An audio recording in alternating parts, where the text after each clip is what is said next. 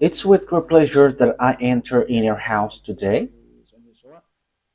We are back to the moment of the teaching, and the number of the teaching is the number 3.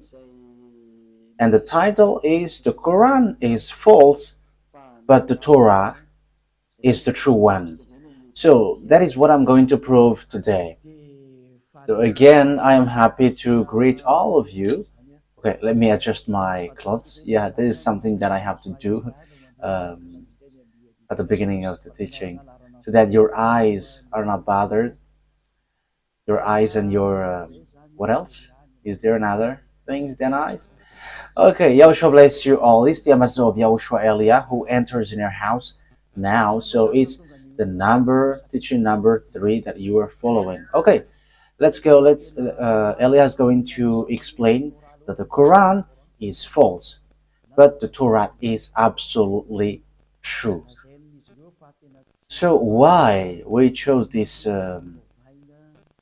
title? Why I chose this title? Because the book of Quran criticize and blame the truth of the Torah. They say that it is wrong, it is been changed, and so on and so forth. But that is what Elia is going to bring. That are all wrong. So let's say that what they have said is true. So why they should wrote that wrong thing in their book, the Quran? That is not logical at all. So how can you write something wrong in your book? Doesn't that mean that the Quran is false? False double times, because you have wrote something wrong. And if you say we got the truth, so show that truth. But the Sefer Torah is always a Sefer Torah, and there is nothing like wrong or true, but it's only one. And Elia has one. That's why I am saying that. So that is something that I have to tell you that first. And having the Torah, the result is people who follow the book of Torah of beloved YAHVAH never sin anymore. They never sin anymore. They don't know how to do bad things anymore. They don't know how to sin anymore. So that is the most wonderful thing with that true God. They become people who never sin anymore, which Quran is not able to do. But the book of the God of Abraham, the Torah, it's only that. Who can do that? Because it's in there that who point out YAHOSHUAH, the son of Moriah, and those who follow YAHOSHUAH, the son of Moriah, never sin anymore, and they are washed away from their sins. They don't know how to commit sin anymore. And that is the program of the God of Abraham. So that people never sin anymore. So that people don't know how to sin anymore, and they are saved completely, because it's that sin which made the face of the God of Abraham hidden.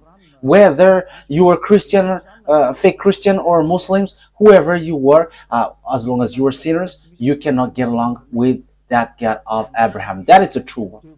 That is the truth. So that is the first introduction. If it is something that wrong according to you, Muslim, why do you write it in your Quran? It is something that has mistakes, so how can you write it there? So you are now mistakes in words, but we're going to come into that. But there is no words, no mistakes in the words. But that is the thing that Elia is going to explain, the truth of the words and the fulfillment of the words in the book of Torah, the Sefer Torah of the Jews. Let's start it from the story of Abraham and to the end of the story of Abraham. And who has got the agreement? Who has received the agreement? And the children, their children. I'm going to explain that to you first, and after I give you the chapter and verse in the Torah. I'm going to give you first the chapter and verse in the Torah to tell you that there is no mistakes in there, but it's in harmony. Because Muslims say this, it's false because they want to talk about Ismail. They want to say that Ismail is the ancestors of all Arabs, and when they are pulling that Ismail thing, they started to blame the Torah, and they say it's the Quran which is the true one because Ismail came from that, and Ismail is the chosen one, not Isaac. And that's why they blame the Torah and they value the Quran by saying this is the this is the absolute truth. But you haven't heard about the story, that story, except in the Torah of Jews, and you cannot deny that. So if the Torah of Jews, where you find that true story, how can you just blame like the Torah is false? And that's why I say if the Torah is false, you should not take, you shouldn't have take something wrong. And if you say you got the true one, show the true one. But Elia has the true one. If you have got Torah, you should have been washed away from your sin and you never sin anymore. However, that doesn't exist in you, in Quran. Even the Quran said you cannot make you cannot make anyone righteous, and there is no one who were washed away from their sins except those who follow YAHOSHUAH, the son of Moriah. Okay, let's get to the true story to prove that you cannot deny the truth of the Torah. So it's as follows. So let me begin to tell it. So listen to you, all humans, listen to this story, you humans who were listening to the teaching of Elia. So when the story takes its end, we're going to get back and give you the chapters and verse. Look at the truthness of this word, because it's a word which is matching and in harmony, and you cannot deny what is in the Torah. First of all, the story of Abraham. He started in Ur in French, and Ur for English.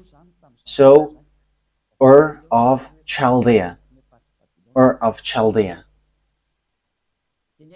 It's in that village Ur that he left. So it's in Babylon. I will show you the picture after, and in Babylon. And when he left there with his father, I have to notice that his family are idolaters.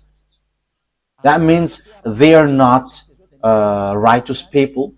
Even Abraham was an idolater, because even his father Terah was an idolater. And when they left, they get to Haran.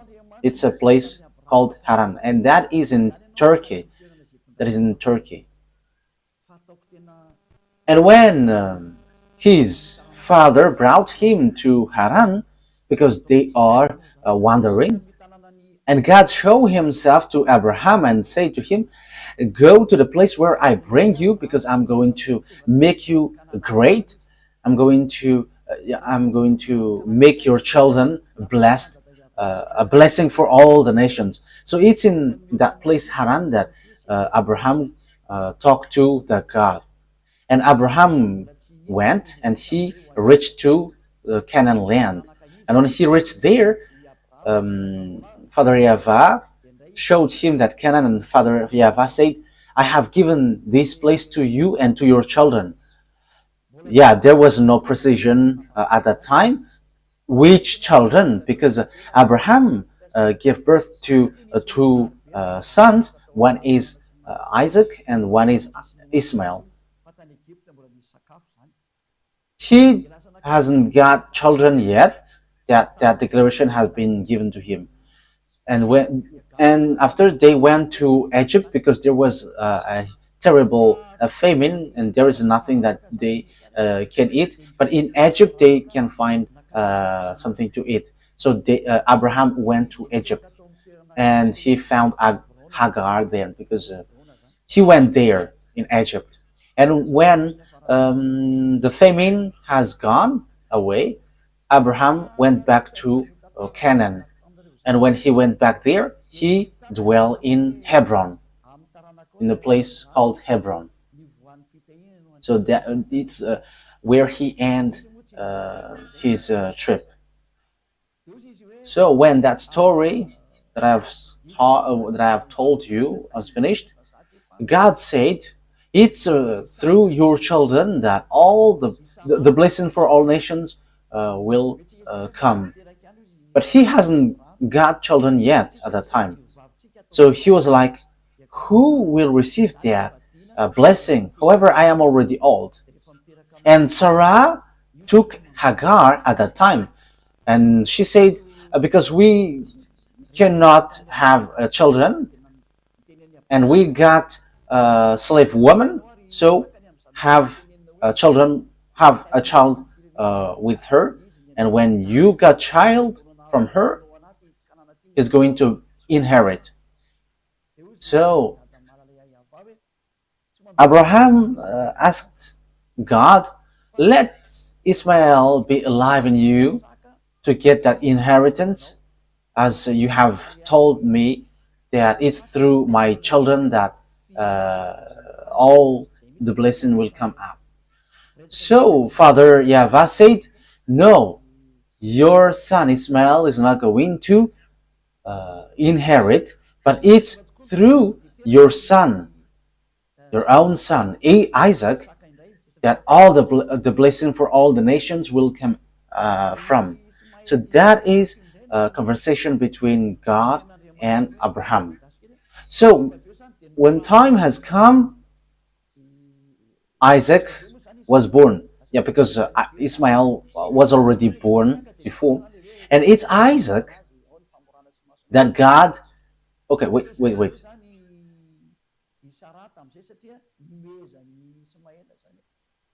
Yeah, wait. As Isaac grew up, so there was like circumcision and things, and Sarah was really angry because Ismael loved Isaac with that preparation. So Sarah was angry, and she said, kick this slave woman and her son out, because the son of this slave woman cannot inherit with my son. And Abraham was so sad hearing that word. However, God said to Abraham, obey to what Sarah said, because it's only in Isaac, it's only the children through Isaac that my agreement goes through. And that's how Abraham kicked out Hagar and Ismael. And when they wander, they get to Beersheba, and that is a desert. This is a desert, and they were lost in the desert. But God saved them, and He gave food, water in this desert. So in this Beersheba, it is below-ish of the Canaan land. So the story goes on. I'm going to give you the words of them. So they went to Paran, and that Paran also it's near, but that is below-ish the Canaan. That is also a desert. So they dwell there, and Hagar and Ismael dwell in. And then the children of Ismael, they dwell in the place between Shur and Havilah. Havilah it's above, it's in the northwest. I mean, it's northeast from Israel. And the Shur is next to Egypt. I'm going to give you the picture. And that is how the story went through Isaac. And when the time has come when Ismael was not there anymore because Sarah has kicked him out.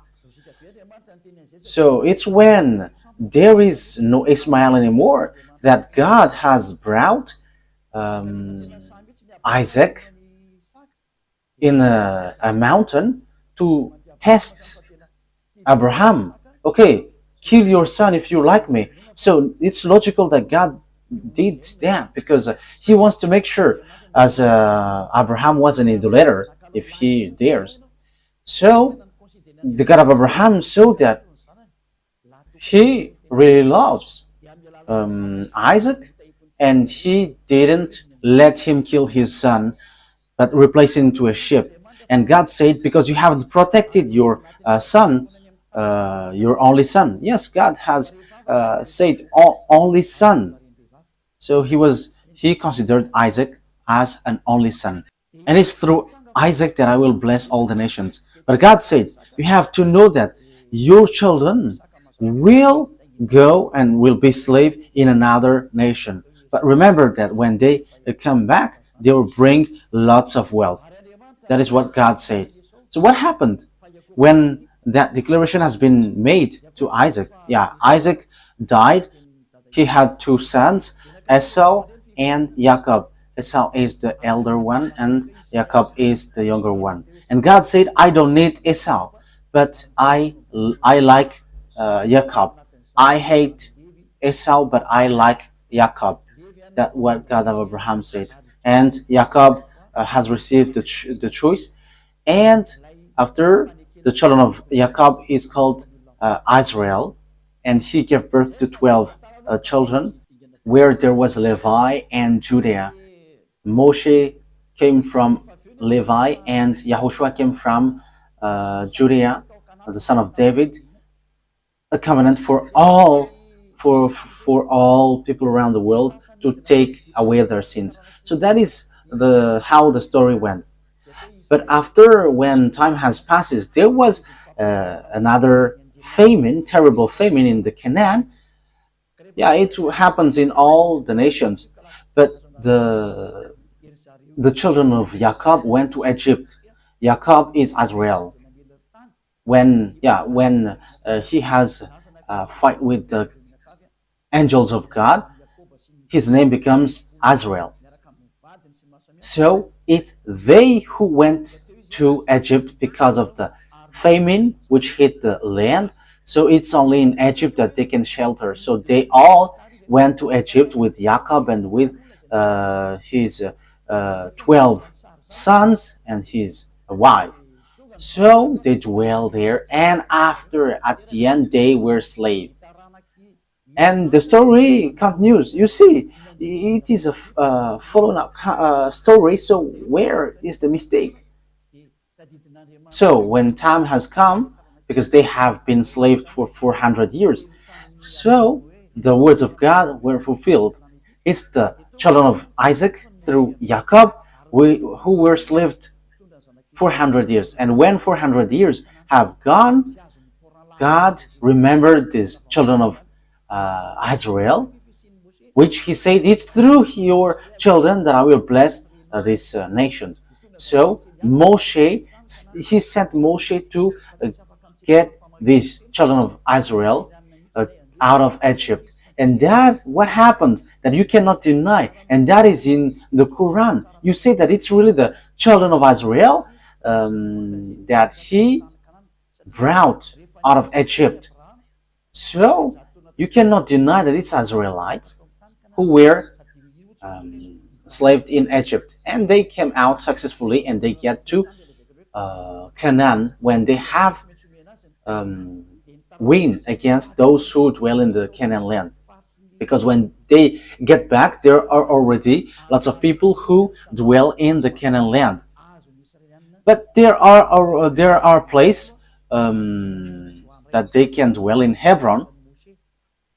But they fought against those who already dwell in the Canaan, and they have win against them during the Joshua's era. And Joshua shared the land. Joshua is the soldier of Moshe. So that's how the story went. So here we can see that the God of Abraham said, the Canaan land belongs to Israel, and it's Israel who possess it. No one can have it. What happens is, we can see at the moment we speak, it's because of Muslims, the Quran, who said it. They pull that, and it's the, as they say, it's Ismail who were about to be sacrificed, and it's all about Ismail. Let me notice, Ismail is not Arab, but Ismail is Chaldean, is Babylonian. We know that the state of Babylonian is so strong at that time, where we can find. So here, as I said, in Shur, near Egypt, and pass through Assyria, it's a little bit above. So they reached to Havilah, near to Turkey. So that's how Ismail's story went. He didn't get down to Arabs' territory. However, Quran took that and they say that it's Ismail who is the ancestor of Arabs. And they just have pulled that and they were like, the Canaan land belongs to them, not anyone else. Okay, so because the children of Israel went back to Israel and everyone there were losing against them. So it's obvious it's the children of Israel who choose to inherit Israel. So in the side of Ismail, they are wrong by saying that the Canaan land belongs to them. So Canaan is with Cisjordania, Lebanon, Syria, and all around. So that's what happens at the moment. Who fight against children of Israel, and they are not happy towards Israel, children of Israel. So around Israel, they're all Muslim. Okay, let's continue the story. However, when there is a great mistake that children of Israel did, they have worshipped idols. They have worshipped Baal, and Father YAHVAH was really angry, and Father YAHVAH, scattered them around the world. So he sent Nebuchadnezzar to destroy Israel, and Israel was completely destroyed, and they were captives. Lots of people attacked them, like Arabs, Greek, and Roman, and we know the story later that there was also Hitler who attacked and destroyed Jews, and so on and so forth. So Israel was really destroyed. However, later, that YAHVAH remembered his word, even though Father YAHVAH scattered them because of what they have done. Father YAHVAH said, I always remember what I said to Abraham. So Father YAHVAH has bring them back to Israel in 1822. So everyone knows about that. Those who have learned history and geography, they know that the Jews were gathered and established in their land in 1822. So the question is now, why they were brought back to their land? Because that is the words of God of Abraham, whose name is YAHVAH. And when they were brought back there, Jeremiah the prophet said, protect them like a shepherd protect their flocks. So NATO, American, has protected them when they reach Canaan. And that is what happens at the moment. And Palestinians cannot touch them. Palestinian who becomes Muslim. So Muslim cannot touch them. That's what happens. I cannot say Arab Muslim because they're not Arabs, but they become Muslim. That's what happens. People around there are Muslim, and they're Palestinians. They're also Jordanian. It's in Cisjordania. There is also Lebanon, Syria, and they are fighting against Israel. And even Egypt, they are not happy at Israel. Let's get back to the story. If children of Israel get back to their land, of course the words of God of Abraham was kept by saying, I will let this land to be possessed by your children. And American has fulfilled and justified the word in Jeremiah chapter 31 verse 10, protect children of Israel like shepherd protect his flock. So the words of the God of Abraham is true. The question is, if the God of Abraham, YAHVAH, is the same as Allah, let me repeat it again. If the God of Abraham, YAHVAH, is Allah for Muslim, because they say that Allah is the greatest one, and in Allah that there is YAHVAH, the Almighty. So according to what they say, the God of the Arabs engulf all the gods, and even YAHVAH, the God of Abraham, is engulfed in Allah. That is what they think, but that is not the truth. So according to them, if people call YAHVAH, it means Allah. But if Allah is YAHVAH, why do Arabs fight against Israel when they get back to their land? Why Muslims fight against Israel, children of Israel? But they fight one another because Allah and YAHVAH cannot get along, so they're not agreeing each other. So if these two descendants, children of Israel and Arabs, has only one God, I will explain after that. Ismail is not Arab. Those who say that are wrong. If we say that these two descendants have one God, the same God, the God of Ismail, that you think is Arab, but that is not the truth. But the God of Arab, who gave the Quran, if the God of Arabs is the same as the God of Jews, YAHVAH, Muslim and Israeli should not fight each other, because they're worshiping one God. So why do they fight each other? But they're fighting each other until now and non-stop. Israeli and Muslims, Arabs. That means that the God who brought the children of Israel are different from the God of Arabs. They are completely different, but you Muslims forced it to be the same because you have stolen the story, the teaching in the Sefer Torah, because you want to be the descendants of Ismail. So that is how it ended up. So answer that question: if Allah, God of Quran, and YAHVAH, God in Torah, are the same, if they are the same, why do you fight? Why don't you accept that the land of Canaan is yours? That's why you were fighting against Israeli. But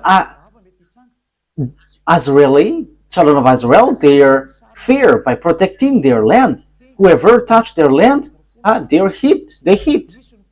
I am not protecting them, but they have despised Father YAHVAH. If they haven't despised Father YAHVAH, maybe something else has happened. But okay, that is because they're fighting each other. However, beloved, that YAHVAH brought the children of Israel to the Canaan. So if that YAHVAH is the same as Allah, why Father YAHVAH fight against Allah?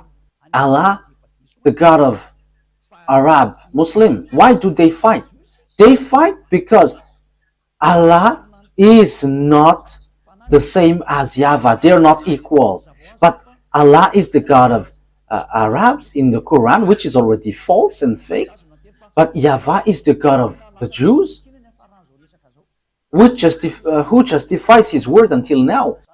The Canaan land belongs to them. So it's obvious Allah is false. Allah is fake. But YAHVAH is true. Because it's about a swindling. It's just swindling the words of the God of Abraham. It doesn't match with what they said, which is in the Quran. You see, if the God of Abraham and the God of the Quran is the same, they should not fight, because you cannot deny what is inside of the Torah, because it is said the word is made for the descendants of Abraham. So if he put Israel there, so they should not fight. But they fight because the God of Muslim is not YAHVAH, but Allah. And YAHVAH is the God of Israel. And they cannot accept because this land belongs to them. And Arabs cannot deny that until now. That is the proof that YAHVAH is the truth, and that YAHVAH is the mightiest, because they cannot fight against Israel until now. And the Quran is completely false, because what they said, like Ismail inherit Canaan, that is not logical. But and now Israel is really established, and until now. So Quran is completely false, because the words of God didn't get to the Quran, like in Arabs got the Canaan land, but the Canaan land belongs to Israel, and even Israelites get back to their land in 1822. So it's been 200 years ago. It's 200 years ago. So, as conclusion, to finish the long words, it's obvious that the words of God is true. The Sefer Torah of Jews is the true one, but the Quran of Arab Muslim is false, and it's a thief. And the dangerous thing is they have erased the words of God in the Torah, and they have created a new book. We're going to talk about them. And when they created that book, they ordered people not to look in this Torah, because as they say, it's an ancient book, and they should listen to the new prophet, not the old prophet. You Muslim cannot deny that. You are like, you should not listen to the Torah, because that is an ancient one, and do not listen to the elder prophet, but the prophet of Arab, you should listen. You're just forcing thing, but that is something wrong. Okay, let's follow up it with a picture and with chapters and verse. Okay.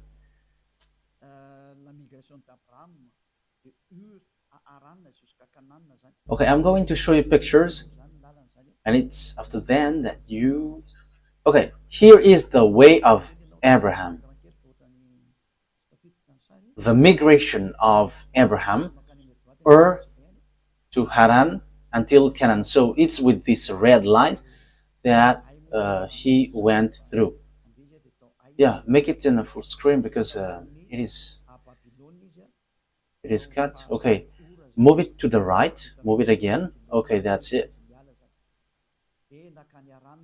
So it gets to I. So he started from Babylon, which is called Ur.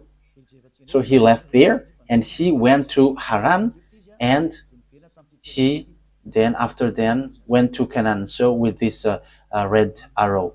So that is how Abraham went through this way. So when he went back, let's say, after he went to Egypt. So let's see, where is that place? So when he went back, he stayed in Bethel, in Hebron. So yeah, they are a close each other. So he dwelled in Bethel. After seeing this Bethel and Ai, it's in Hebron. It's near the Black Sea, Dead Sea. So here is the Hebron that I have talked to you. So he dwelt in between Hebron and Ai, Bethel and Ai. So that is the story of Abraham during his migration. So he really reached the Canaan land, and it's the Canaan land which is given to him and his descendants. So let's take a look at the Sefer Torah of the Jews. Let's read the chapter and verse from now on.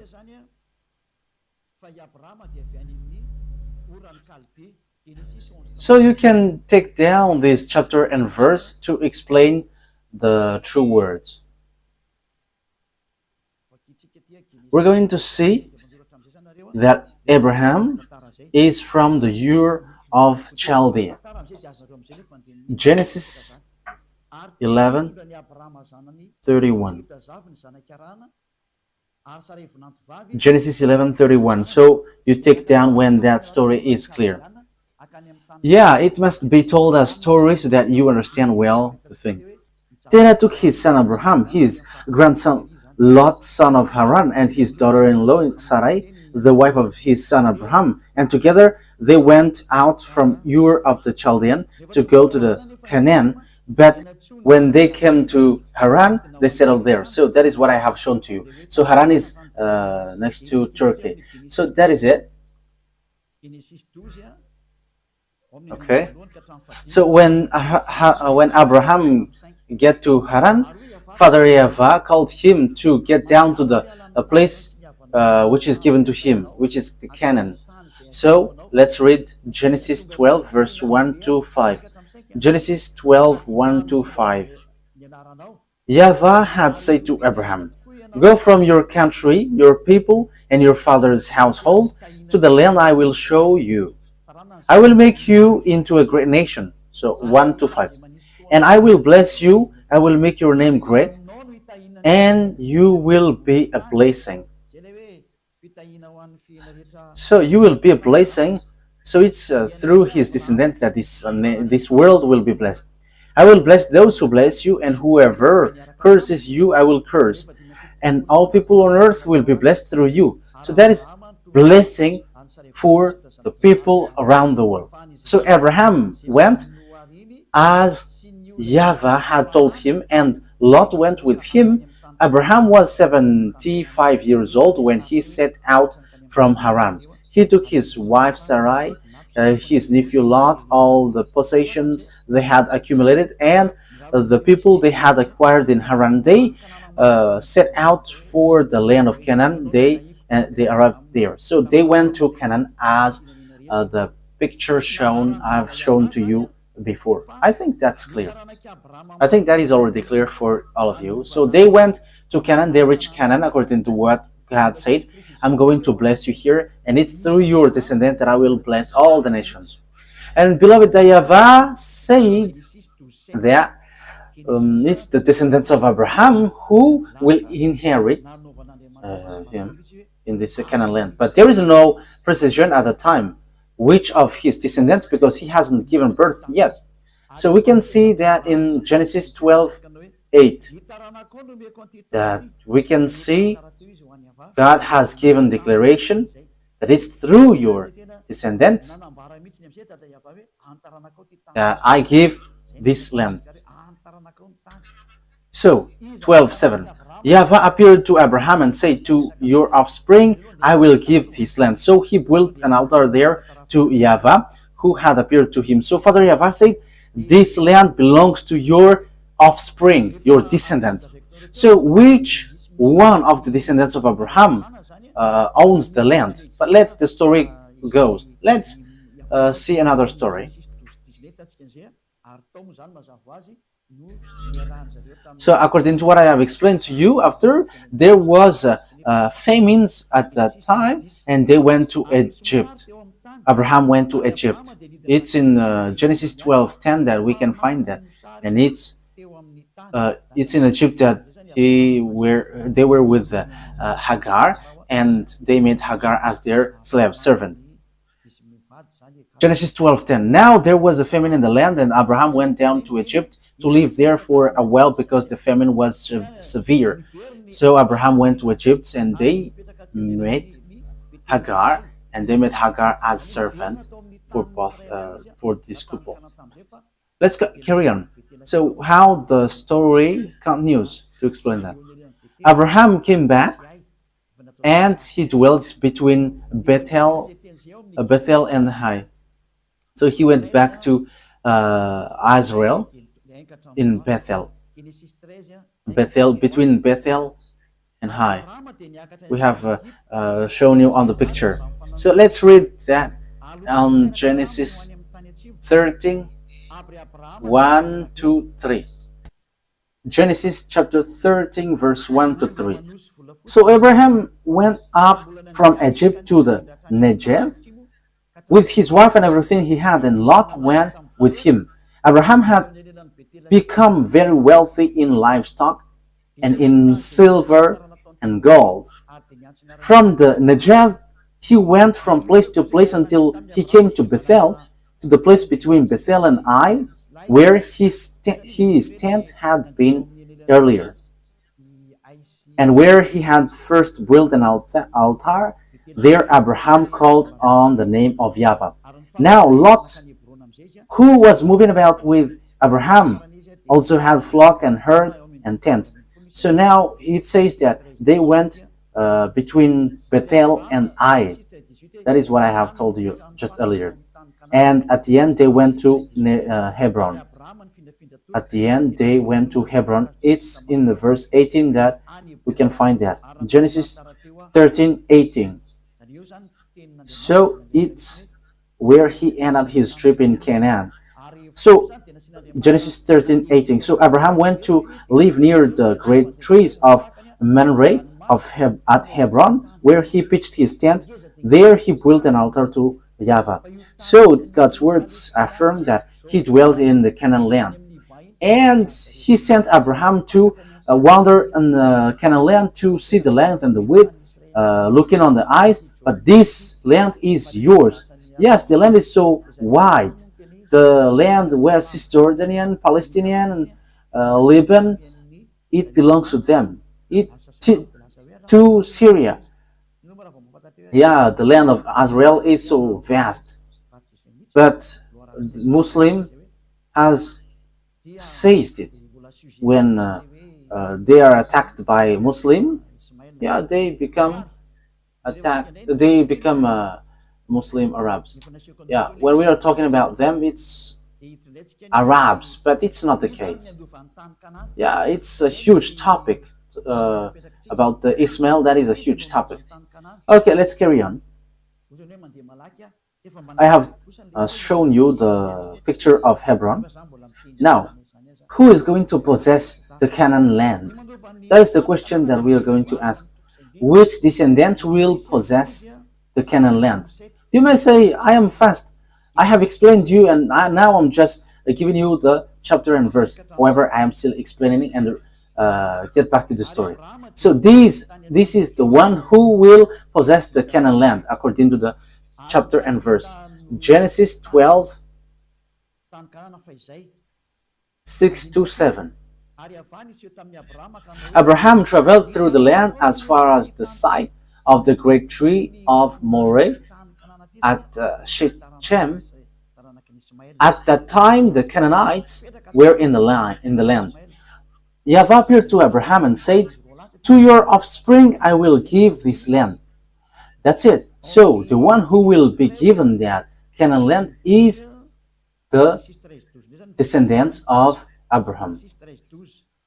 But which one of the descendants of his descendants? In Genesis 13:12, we're going to read that. Genesis chapter 13, verse 12. We're going to read. You may say, yeah, it keeps repeating. Yeah, that is not a problem. It's an emphasis. Abraham lived in the land of Canaan, while Lot lived among the cities of the plain and pitched his tent near Sodom. Now the people of Sodom were wicked and were sinning greatly against YAHVAH. So the children of Israel dwell in the land of Canaan. So we're going to see what is the words of Father YAHVAH about this land. Well, whose land is where Abraham dwelt. So Genesis chapter 13, verse 14-17. Abraham said to Abram after Lot has parted from him, "Look around from where you are, to the north and south, to the east and west." So it's in Hebron. Look around from where you are, to the north and the south, the east and west. All the land that you see, I will give you and your offspring forever. So, the land of Canaan is given to the offspring of Abraham. But who's going to possess this? So, let's read on verse 17. "Go, walk through the length and breadth of the land, and I'm giving it to you.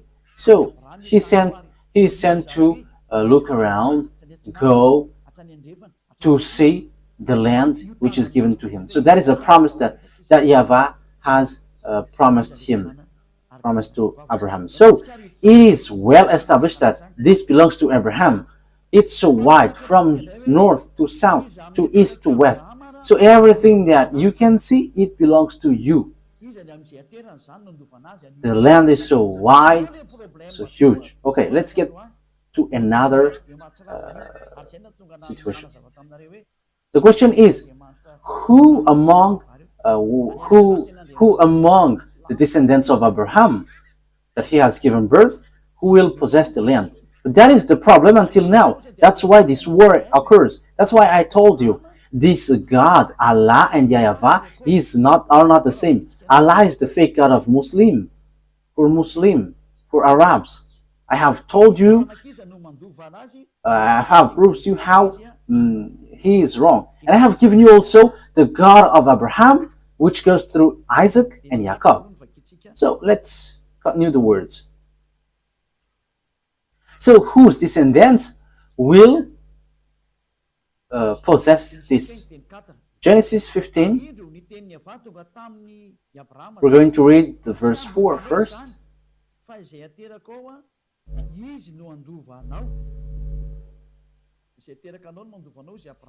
Genesis chapter 15 verse 4. Then the words of YAHVAH came to Abraham.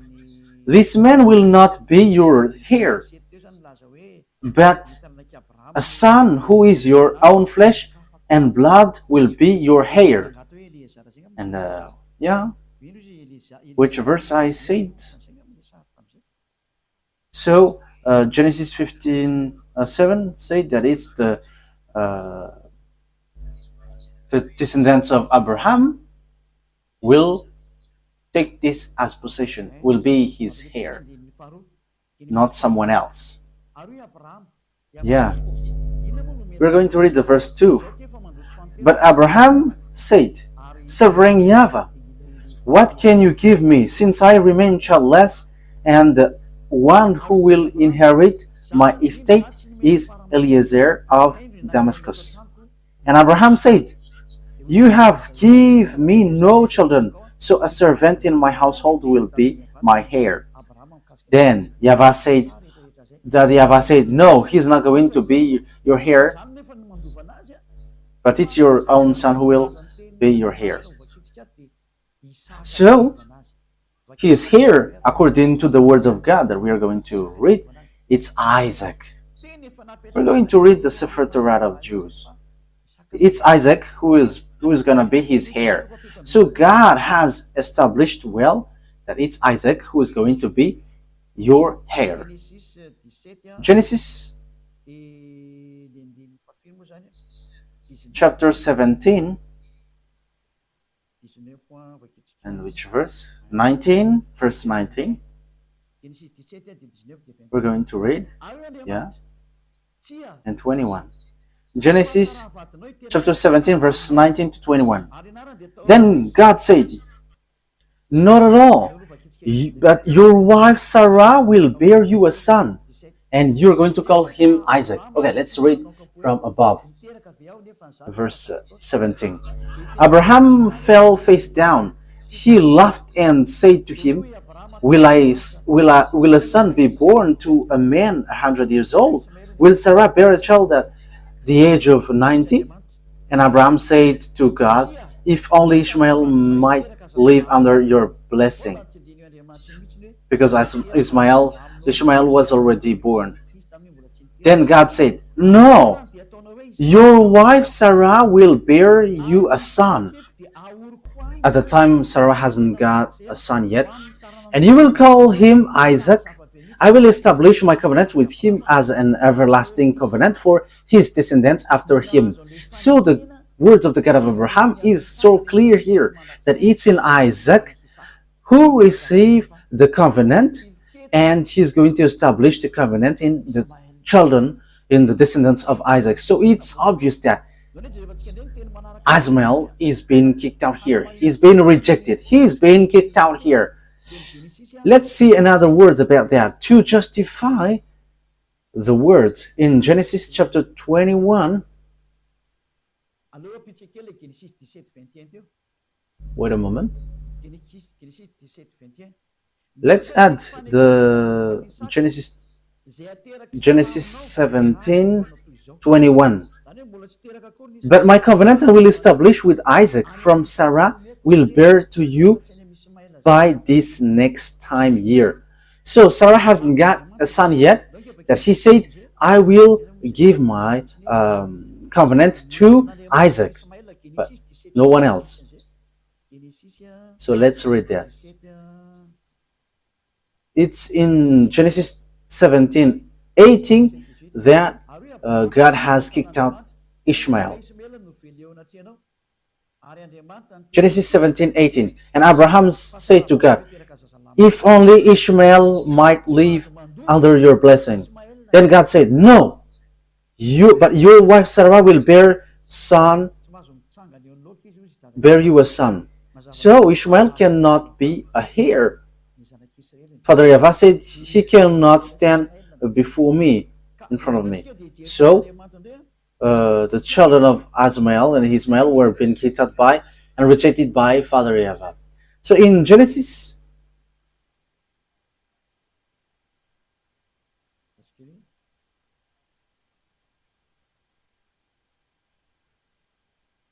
wait a moment.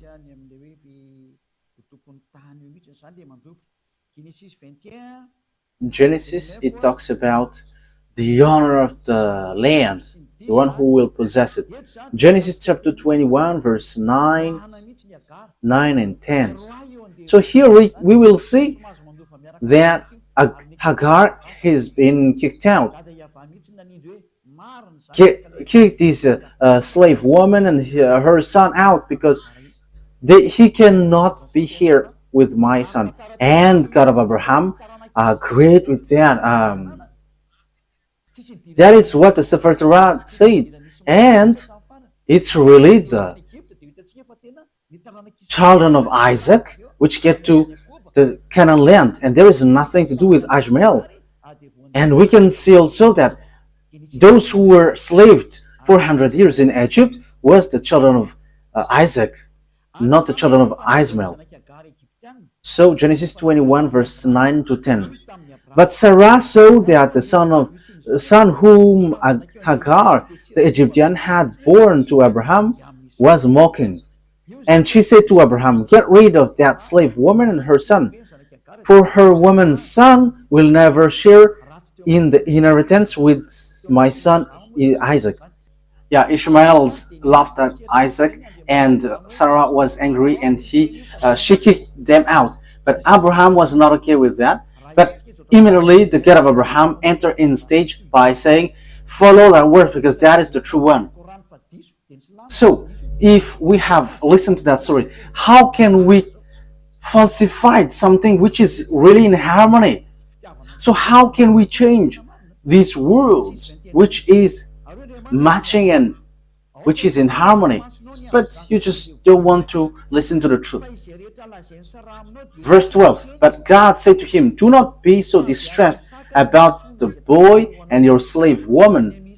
Listen to whatever Sarah tells you, because it is through Isaac that your offspring will be reckoned. So that is what the words of God say, said by the God of Abraham. It's through Isaac that will be reckoned. So we can see that God has rejected Ishmael. Analyzing all the things. Let's read the next one. And I am also repeating what I have told you earlier, and I am repeating the same thing. So that God said that Isaac is called the only son. So Ishmael is being excluded like two sons. But God said, your son Isaac, only son. Genesis chapter 22 verse 15. So here we can see So here, when Ishmael and Hagar were kicked out, God said, "Give me your only son. Make him as a sacrifice for me." So it's when Hagar and Ishmael went away that there is this sacrifice. So Muslim with this Quran were wrong by saying that it's Ishmael that Abraham brought. That didn't exist in Torah. The Torah, which was in 2000 BCE, that doesn't exist in Torah.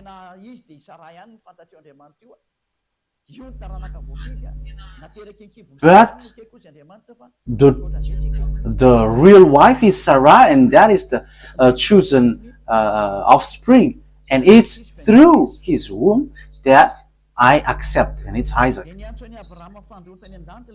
Genesis chapter 22 verse 15.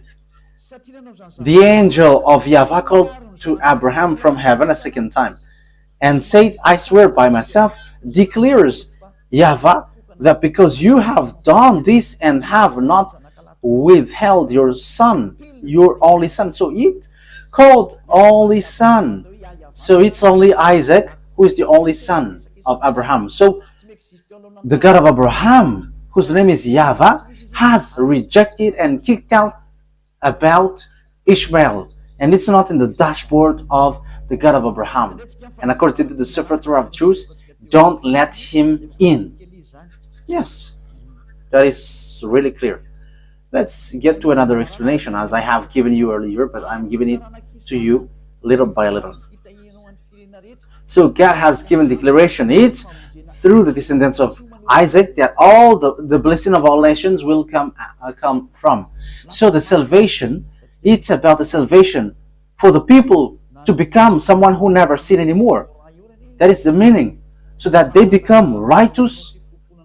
So we can see that even the book, the one who wrote the book of Quran, he have asked for forgiveness. If you know the story, he was not sure yet if he will go to paradise or not. You have to. He's not sure yet if he will go to the heaven of heavens or not. You have to follow your book. But Elia, in our book, we say that we are sure 100% our way when we're with the God of Abraham, with YAHOSHUAH, the prophet, the last prophet in Jews he sent. Okay, let's read Genesis chapter 22 verse 18. And through your offspring all nations on earth will be blessed. Let's repeat that again.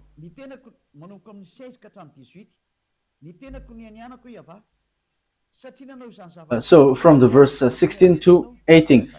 And said, "I swear by myself, declares YAHVAH, that because you haven't done this and haven't protected your son, your only son, it's Isaac, I will surely bless you and make your descendants as numerous as the stars in the sky and as the sand on the seashore. Your descendants will take possession of the cities of their enemies, and through your offspring all nations on earth will be blessed, because you have obeyed me." So it's clear, the offspring is Isaac. So the offspring where the salvation come from is from Isaac, and it ends to YAHOSHUAH. The saddest thing is Muslims accept YAHOSHUAH, but after they say you must follow Arab's prophet. That is surprising. However, there is nothing to do with Arab's prophet till the end. But it's obvious, the war in Israel, that is the proof that the Jews and the Arabs cannot get along. So YAHVAH and Allah cannot get along. But YAHVAH justifies his word till the end, and his word cannot be stopped till the end. And YAHVAH is not Allah. Allah is not YAHVAH. They are completely different. And the true one is the Torah, not the Quran. Yeah, we're going to get a little by little, but I always repeat that. Okay, let's carry on. We are not getting to another word. The offspring which will receive the blessing is the offspring of Isaac. Genesis chapter 26 from the verse 3 to 6.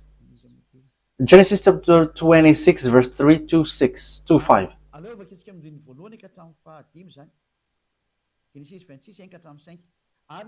Let's start from the verse 1 to 5. Genesis 26, 1 to 5. Now there was famine in the land, besides the previous famine in Abraham's time. And Isaac went to Abimelech, king of the Philistines, in Gerar. And YAHVAH appeared to Isaac and said, do not go down to Egypt. Live in the land where I tell you to live. Stay in this land for a while, and I will be with you and will bless you. For to you and your descendants I will give all these lands, and will confirm the oath I swore to your father Abraham. I will make your descendants as numerous as the star in the sky, and will give them all these lands. And through your offspring all nations on earth will be blessed. Because Abraham obeyed me and did everything I required of him, keeping my commands, my decrees, and my instructions. So here it's clear that as Abraham has obeyed well to his God, YAHVAH, so that YAHVAH has kept his word, I will bless him. So here Abraham told to Isaac in Genesis 26 again, Bereshit for Sefer Torah, in Sefer Torah. So the word is really clear here that the covenant of God went to Isaac, the blessing for all the nations around the world. So it comes from the offspring of Isaac. So there is nothing to do with Ishmael or Arabs. So Arabs are excluded till the end. So Arabs cannot get into this. Like there is no word which gets to Arabs. That doesn't exist. The Torah reject that till the end. That's why I say to you, what is in Quran is not logical. There is kinds of strong manipulation, because here it's your descendants who will be blessed, and that is in the Sefer Torah of Jews. So what kind of words which is being manipulated if we are listening? What kind of words which is being manipulated if we are hearing this story of Abraham? Even the whole word, the whole book, it's in harmony. There is nothing that you cannot touch or modify. So how can you Muslims say it in your Quran that there is falsified words? There is something which has changed there. What has been changed? Even there is a long words and which was in harmony. So what can you change? But let's carry on the words. Genesis, where have we left? Okay. So the blessing went to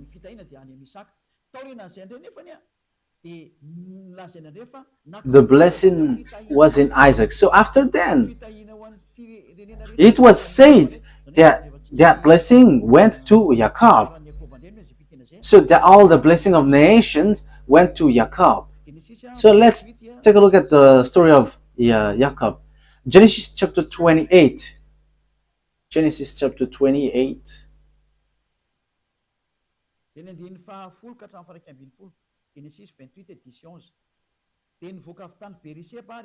So Genesis 28 verse 10 to 11. Jacob left Beersheba and set out for Haran. When he reached a certain place, he stopped for the night because the sun had set.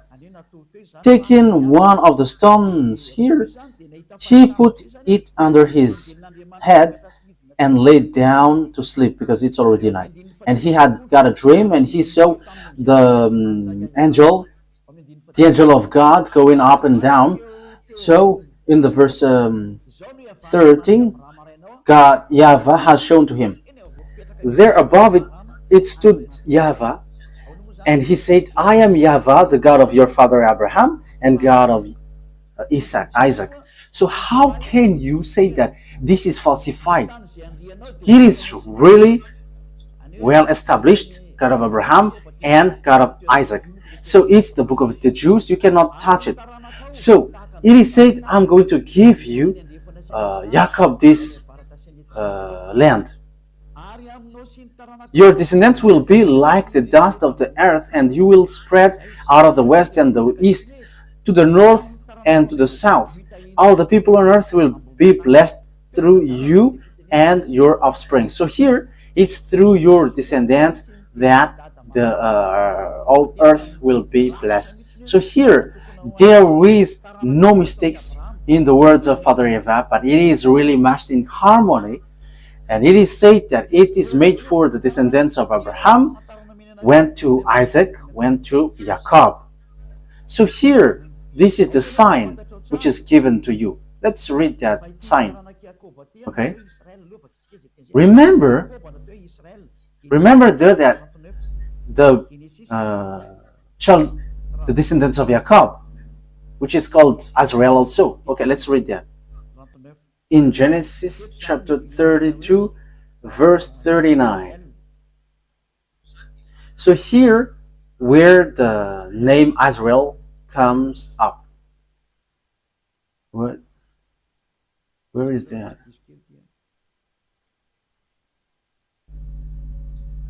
Wait a moment, there is a mistake.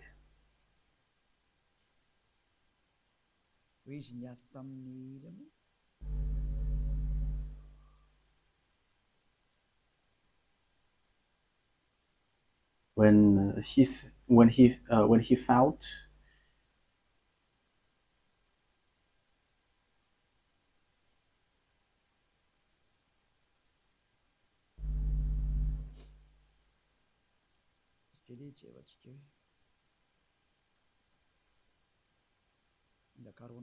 wait a moment, we are looking for it. I must look for it because I have lost it. Genesis chapter 32,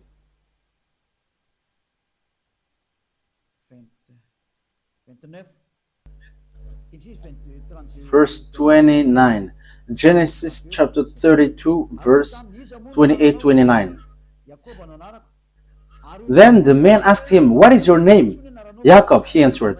Then the man said, "Your name will no longer be Jacob, but is Israel, because you have struggled with God and with humans and have overcome." So God, the God of Abraham, has changed the name of Jacob into Azrael. So from then, Azraelites are called Azrael. So that is the children of Isaac, children of Jacob, children of Isaac, children of Abraham. So that descendants would be slaved in Egypt, according to the words of God.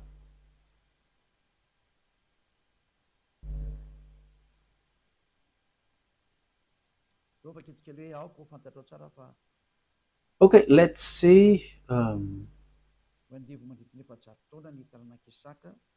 where there is a passage saying that your descendants will be slaved during 400 years.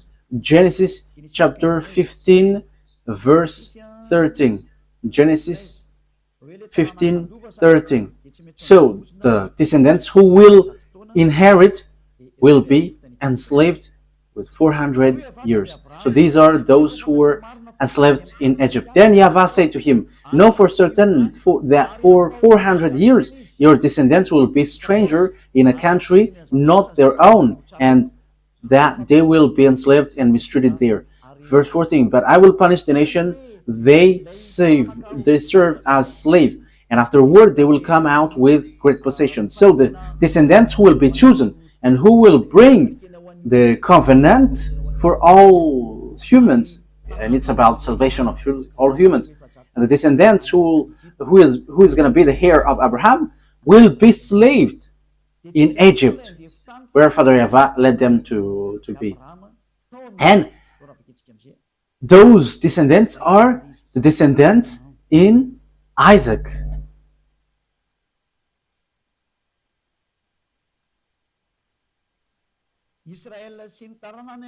Azrael and his offspring were slaved in Egypt, according to Genesis chapter 46. verse Genesis chapter 46. Okay. Genesis chapter 46 verse 1 to 7. So Azrael set out with all that was his, and when he reached Beersheba, he offered sacrifices to the God of his father Isaac. And God spoke to Azrael in a vision at night and said, Jacob, Jacob. Here I am, he replied. I am God, the God of your father, he said. Do not be afraid to go down to Egypt, for I will make you into a great nation there. I will go down to Egypt with you, and I will surely bring you back again, and Joseph's own hand will close your eyes. Then Jacob left Beersheba, and Azrael's sons took their father Jacob and their children and their wives in the cart the Pharaoh had sent to transport him. So they went to Egypt, and they brought everything that they had in Egypt. Verse 6. So Jacob and all his offspring went to Egypt, taking with them their livestock and their possession they had acquired in Canaan. Jacob brought with him to Egypt his sons and grandsons, and his daughter and granddaughter, all his offspring. So everything that they had in Canaan, they brought it into Egypt. So it's obvious that Canaan belongs to them. So they were slaves in Egypt. So you see, we went from Genesis 11 to 46. So the offspring to Jacob to Azrael proves the truth of the words of the God of Abraham. So which of them are falsified according to you? And you may say the Sefer Torah is being corrupted, and we don't need to listen to that anymore, and we have to listen to the new words in the Quran. You see, that is all wrong. However, when we dive into the story, the Arabs cannot get into this story because there is no blessing for Arabs in. Whether in the Quran, that doesn't exist, but they just force with this situation, and they were like, it's an ancient book, but now it's Quran. This is the new model. This doesn't work. That is to fight against the God of Abraham, and his name is YAHVAH, because that is his real name. We cannot say let's call him, but his real name is YAHVAH. Let's carry on the words. So they are the people who went to Egypt and they were slaves there. Let's read the words of God about that. So the Azrael were suffered in Egypt. So in Exodus chapter 2,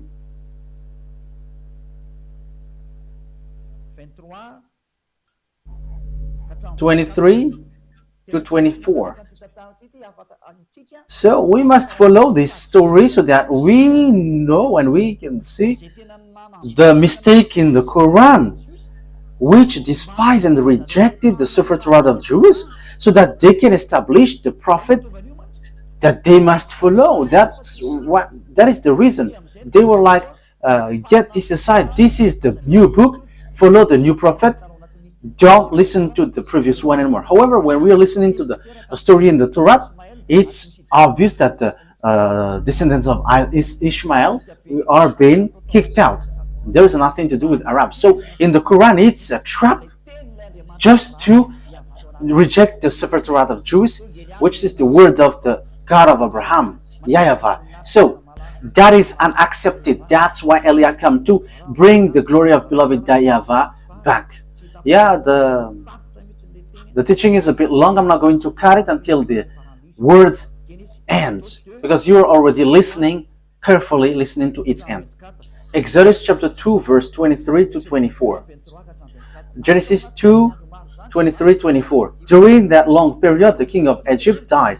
The Israelites groaned in their slavery and cried out. And their cry for help because of their slavery went up to God. And God heard their groaning, and he remembered his covenant with Abraham, with Isaac, and with Jacob. Now it keeps repeating the covenant in Abraham, Isaac, and Jacob. So there is nothing to do with Arabs. There is nothing to do with Ishmael, but that is just a made-up story. so that people don't follow the Sefer Torah of Jews, but will follow a fake God.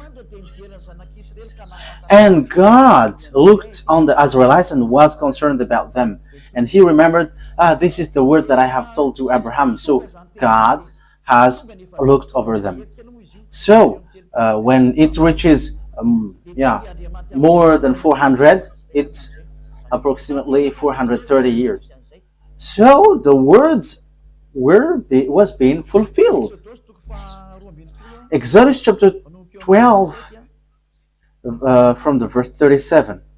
We're going to read it. Exodus chapter 12.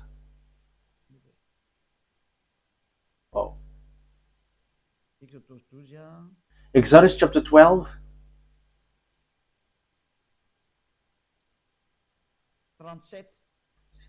Verse 37. The Israelites journeyed from Ramesses to Succoth. There were about 600,000 men on foot, besides women and children. Verse 40, where is it? Verse 40. Okay, let's read from here. Verse 40. Now the length of the time the Israelites people lived in Egypt was for 30 years.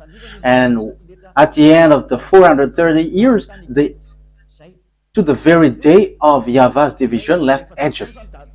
So the 400 years was an approximative date. Maybe people will criticize that this is not precise. You cannot force God with time. But when he said 400 years, that he will not give you precision.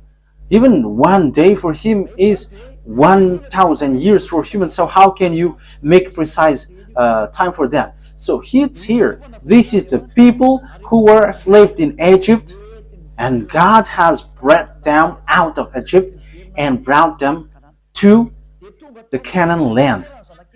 And the children of Israel get to the Canaan land as Joshua has led them there. Let's read that.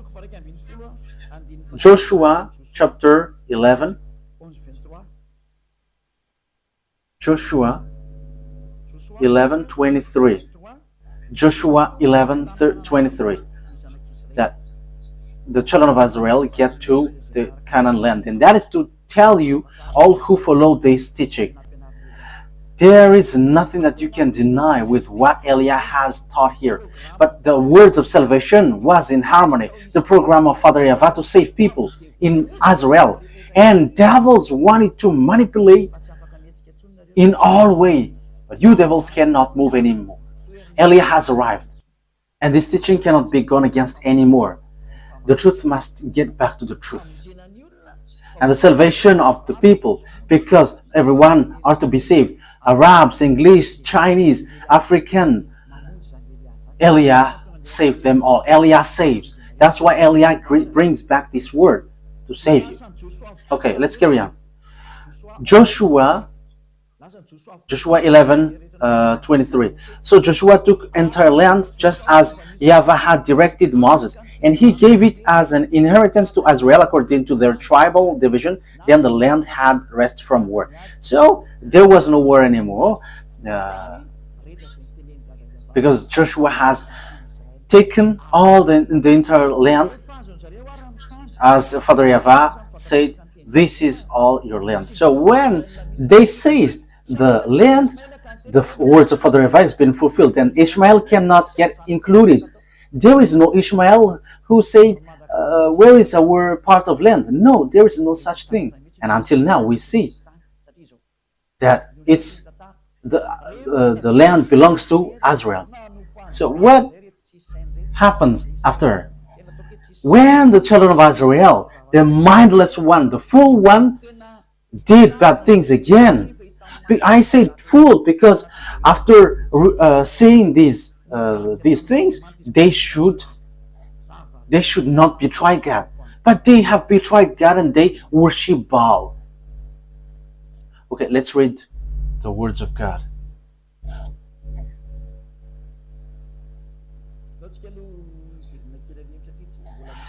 Now I would like to get back to the topic who was being sacrificed, because we have seen that the word is in Isaac and Jacob, and we're slaved in Egypt and we're brought back to Israel. So who is being sacrificed?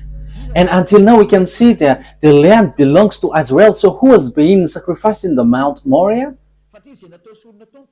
Because it's the one who is being sacrificed there who possessed that word, and the one who were slaved who received that word. So the one, the descendants to be blessed are those who were slaved. So it's Isaac who is being sacrificed in the Mount Moriah. Genesis 22, Genesis chapter 22, verse 2.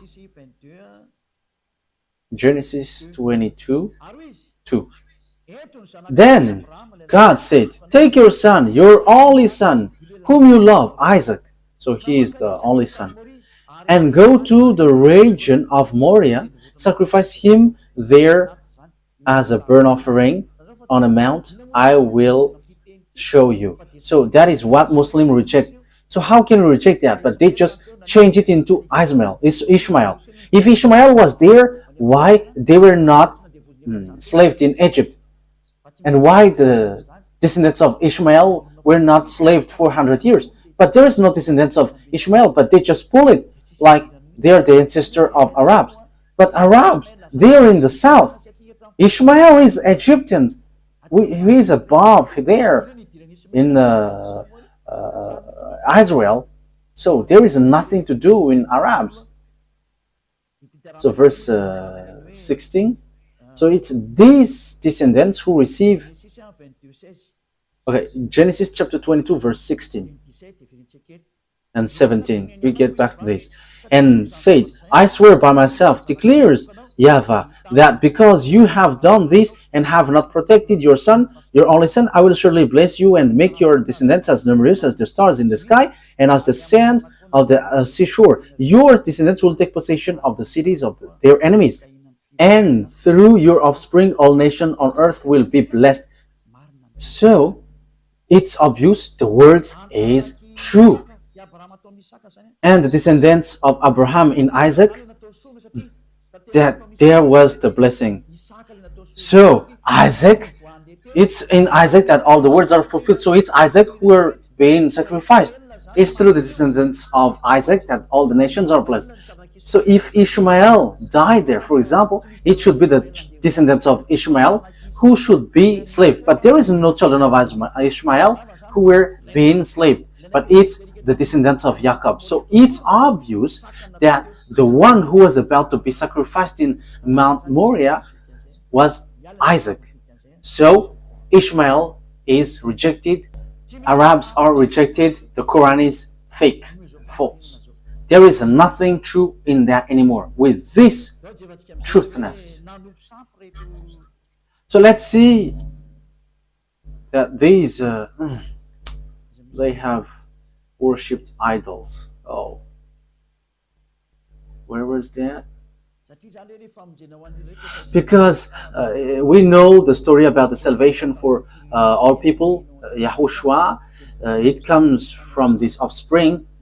So YAHOSHUAH came out from that. We're going to talk about that next time, but let's get back to the story. Because when they get back to their land, it's obvious that YAHOSHUAH came from Israelites. So we know the story. He was born by Moriah, and he brings the salvation for all the people around the world. Glory be to beloved YAHVAH. Glory be to YAHOSHUAH.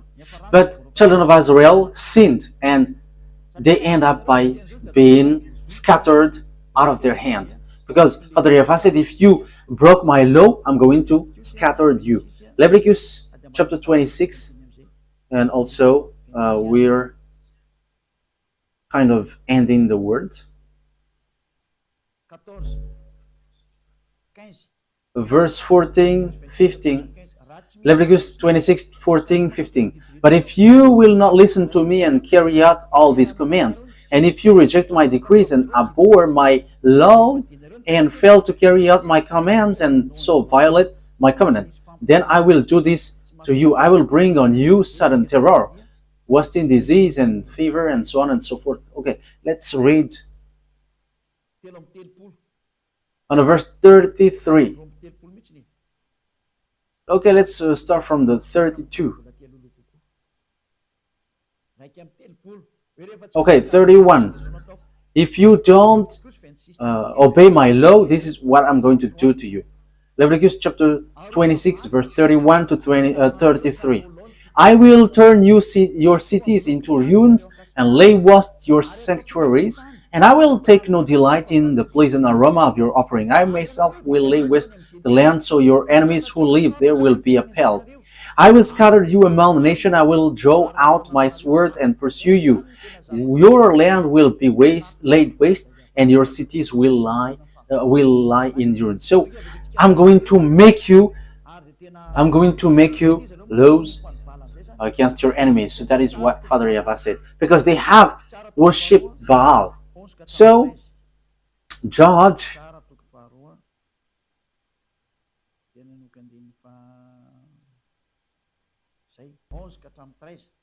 Okay, Judges chapter 2, verse 11 to 13. We're going to continue to 14 if it's okay. Then the Israelites did evil in the eyes of YAHVAH and served Baals. They forsook YAHVAH, the God of their ancestor, who had brought them out of Egypt. They followed and worshipped various gods of the people around them. They aroused the anger of YAHVAH, because they forsook him and served Baal and Ashtoreth. In his anger against Israel, YAHVAH gave them into the hand of riders who plundered them. He sold them into the hands of their enemies all around, whom they were living in Jerusalem for 23 years, from the 13th year of Josiah, son of Ammon, king of Judea, until this very day. The word of YAHVAH has come to me, and I have spoken to you again and again, but you have not listened. And through YAHVAH has sent all his servant, the prophet, to you again and again. So Father YAHVAH has always sent prophet. So prophet brings the words of YAHVAH, and they are Israelites. You have not listened or paid any attention. They say, turn now each of you from your evil ways and your evil practices, and you can stay in the land YAHVAH gave to you and your ancestor forever and ever. Do not follow other gods to serve and worship them. Do not arouse my anger with what your hands have made, then I will not harm you. But you did not listen, declares YAHVAH, and you have aroused my anger with what your hands have made, and you have brought harm to yourself. Therefore, YAHVAH Almighty says this, because you have not listened to my words, I will summon all the people of the north, and my servant Nebuchadnezzar, king of Babylon, declares YAHVAH, and I will bring them against this land and its inhabitants, and against all the surrounding nations. I will completely destroy them and make them an object of horror and scorn and everlasting ruin. I will banish from them the sound of joy and gladness, the voice of bride and bridegroom, the sound of milestones, and the light of the lamp. This whole country will become a desolate wasteland, and this nation will serve the king of Babylon 70 years. YAHVAH has beaten them. I'm going to make you captives. So that is accomplished in Jeremiah chapter 52. Let's read that.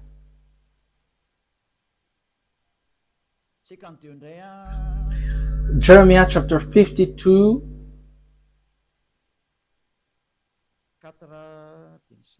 Verse 4 and 5. Jeremiah chapter 52, verse 4 and 5. So in the 9th year of Zedekiah's reign, on the 10th day of the 10th month, Nebuchadnezzar, king of Babylon, marched against Jerusalem with his whole army. They encamped outside the city and built siege works all around it. The city was kept under siege until the 11th year of King Zedekiah. So we can see it's what happened next.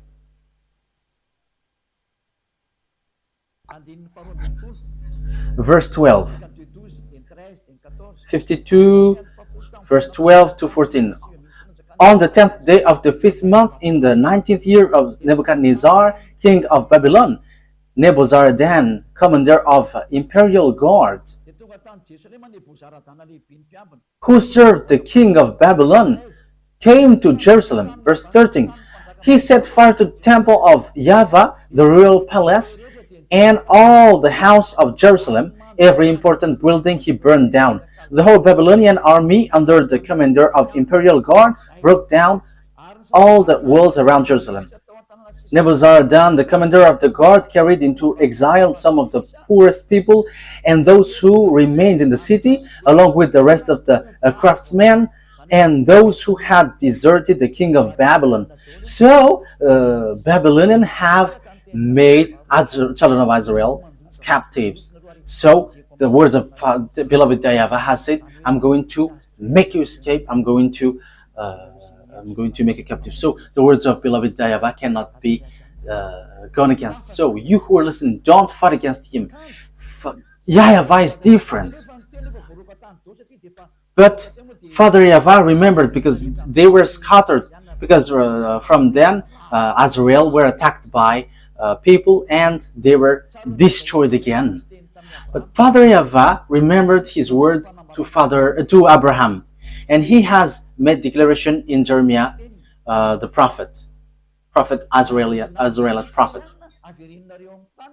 He said, "You who have scattered Israelites, gather them back to their land and protect them as a flock." So that has been fulfilled in 1822, and American and NATO protect them now. That is being fulfilled, and the words of prophet is again true.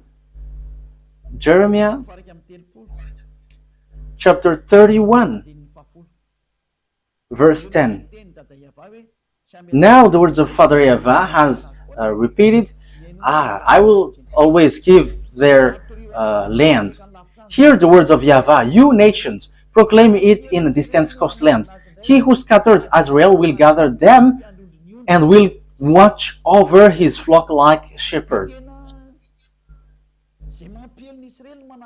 So whoever scattered Israel, gather them. So these worlds have gathered them because of what happened to Israel. And now American is the chief, the leader who led the children of Israel back to their land through the League of Nations at the time. So it was in 1822, and they have got independence in May 14th. I don't remember the date. It was a long time ago. Okay, so later, as children of Israel have received independence, so they become country. So the words of Father YAHVAH is being fulfilled. The words is true. The declaration is true. So the words, the truthness of the words is undeniable. So the Sefer Torah is true. Father YAHVAH kept his word, because Jeremiah the prophet, he was in 500 BCE. The words of Father YAHVAH is in 2000 BC, and it has applied in 500 BC, and it has really fulfilled in 1822. The Jews have gathered back into their land. So that is really fulfilled. Jeremiah 31:10. Who can fight against that YAHVAH? That YAHVAH has sent Elia, so the truth is being brought back. All about him is being brought back. His glory and his truthness. You cannot stop his truthness. All humans must prostrate before that YAHVAH. He is the God. That is the truth. YAHVAH is his name. There is no one who can fight against him. You must get aside. Allah, get aside. You cannot get into that anymore. I give you the proof. When we are looking into the story, the children of Israel get back to their land. That is the words of the prophet, Israelite prophet. And it's the Israelite prophet that Moses has told. It's a prophet, Israelite like me, that you must listen. So the words of the prophet Jeremiah has been fulfilled. The children of Israel get back to their land. So who among you can say that the words of the prophet of Arabs or English or Chinese has authority? That has no authority. That has no authority, because it is said it's the words of the Israelite prophet, which has been accomplished from Abraham to Moses to Jeremiah, and it has been fulfilled in American and to the world, the whole world. So the question is, if the children of Israel get back to their land, and we have seen that. That is, I'm getting back to my previous explanation. If Allah is the same as YAHVAH, the Muslim and children of Israel should not fight against each other, because it is said you are going to inherit the land of Israel. So if Allah is same as YAHVAH, Palestinian Arabs or whoever around Israel should not fight against Israel. They should welcome them. But why do they fight each other? They're fighting each other because Muslim Arabs and Israelites cannot agree. Because Arabs say that the land belongs to them. As proof, they built mosques in Israel, Mosque of Omar, because they say that Ismail has been sacrificed and they built mosque. That is something that you cannot deny. And that's how you say that it's your land. Yeah, the Mount of Zion is the Mount of Moriah. So it's your mosque, which is the proof. And you insist that this Canaan land is yours. Israel is yours. And you don't accept them to dwell in. As proof, you built mosque. Why do you fight against Israel? If YAHVAH is equal Allah, you should not fight. You should applaud and welcome the honor of the words. But you fight against each other and you kill one another until now, and even you do some kamikaze. Arabs has done kamikaze. I am telling you, stop that. Look at the truth. Be conscious now. As long as you kill Israelites and you cannot agree one another until now, the God of Abraham is really and completely different from Allah. And you cannot equal YAHVAH to Allah. You cannot mix Allah and YAHVAH. YAHVAH is really separated. And YAHVAH sent Elia. He sent YAHOSHUAH, and he is really different. YAHVAH is the true God. He keeps his word, and when he says all the Arabs are kicked out, the Arabs cannot move. Where is Allah because Allah, the God of Arabs, said Ishmael is the owner of the covenant. But how? Where is Ishmael who get Israel? Even Ishmael is not Arab. You forced him to be Arab, but he is not an Arab. He is not an Arab, but you forced him to be an Arab. The Muslims are Arab, but he is not an Arab. But he is Chaldean, he is Babylonian, and Babylonian is not an Arab, because in the time of Babylonian, there is already Arabs. But Arabs are not Babylonian, and Babylonian are not Arab, but they are different. We are going to talk about that next time. Now we are still in the teaching. But here it is really clear that the God of Jews, Abraham, YAHVAH is his name, and he is really and completely different from the God of Arabs, whose name is Allah. And when they are different from one another, it's obvious Quran is no longer accepted, but it must be the Torah of Jews which brings the truth. The truth is for the Jews. The Quran is kicked out. The God of Muslim is kicked out and cannot touch this truth, because the prophet Jeremiah has justified the Jews, has get only Israelite prophet that you must listen, and it's the words of YAHOSHUAH. He said clearly, if you accept the Israelite prophet, never sin anymore. So that is the words of that Israelite prophet. And if we are talking about Israelite prophet, the goal of the God of Abraham is to wash people away from their sins. It's not to make people sinners, but the plan of the God of Abraham is to make people someone who never sin anymore. So we're going to talk about that. What is the plan of the God with that Israelite prophet to be listened. But what the prophet Israelites brings, the conclusion is to bring people to become someone who never sin anymore, and they will never commit sin anymore. But Allah, the Quran and Allah hasn't never been able to do that. There is no one who followed the Quran who was in the right way. Everyone who follow Quran and Allah cannot go to the righteous way, because it is written in their book they cannot change people to the righteous. But the God of Abraham can make people someone who never sin anymore and the righteous. That is the real work of the God of Abraham. What I am teaching to you, for all of you around the world, note, mine is love. I want to save all of you humans, whether you are Arabs or English or African, whoever you are.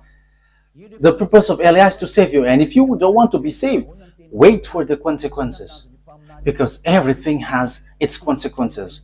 I have proved to you. Yeah, our next teaching is, what is the word of the prophet and what is the goal of the prophet? Let me give the answer immediately, so that you become someone who never sin anymore, and you don't know how to commit sin anymore, and you will be with the God of Abraham, really, truly. That is his goal, and that's why he sent YAHOSHUAH to save people. But Muslims reject YAHOSHUAH, but they accept something else, which means they keep what they want and they reject what they don't want. You cannot do that. The words he gave is the truth, but it's you who don't know how to go along that, and that's why you say that it's wrong.